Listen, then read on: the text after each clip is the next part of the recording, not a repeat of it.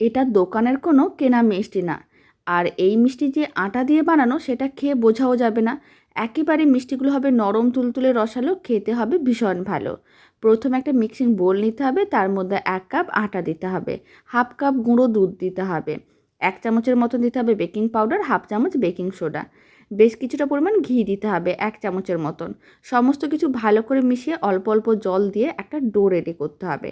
ডোটা রেডি করা হয়ে গেছে, আর বেশ এরকমই নরম আর চিটচিটে করে বানাতে হবে। তারপরে 5 মিনিট রেখে দিতে হবে। 5 মিনিট পরে এরকমই লেচি কেটে নিতে হবে। মিডিয়াম সাইজের লেচি কেটে নিয়েছিলাম। এবার একটা লেচিকে নিয়ে গোল বলের মতন করে বানিয়ে তারপরে একটু লম্বা করে নিলাম। সমস্ত মিষ্টিগুলো এরকমই লম্বা করে বানিয়ে নিয়েছিলাম, গরম তেলের মধ্যে দিয়ে দিলাম। মিডিয়াম ফ্লেমে মিষ্টিগুলোকে উল্টে পাল্টে লাল লাল করে ভাজতে হবে।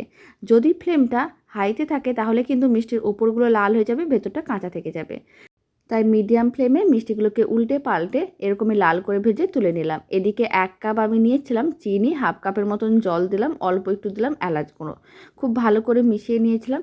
চিনি শিরাটা রেডি করা হয়ে গেছে। এখন ফ্লেমটা অফ করে দিতে হবে, আর সমস্ত মিষ্টিগুলো চিনি শিরার মধ্যে দিয়ে এইভাবে একটু উল্টে পাল্টে নিতে হবে। ফ্লেমটা অফ করে 1 ঘন্টার মতন রেখে দিচ্ছি। এতে মিষ্টিগুলো ভালো করে চিনি শিরাটা সোক করে নেবে। 1 ঘন্টা পরে দেখাচ্ছি, আপনারা দেখুন মিষ্টিগুলো ভালো করে চিনি শিরাটা সোক করে নিয়েছে।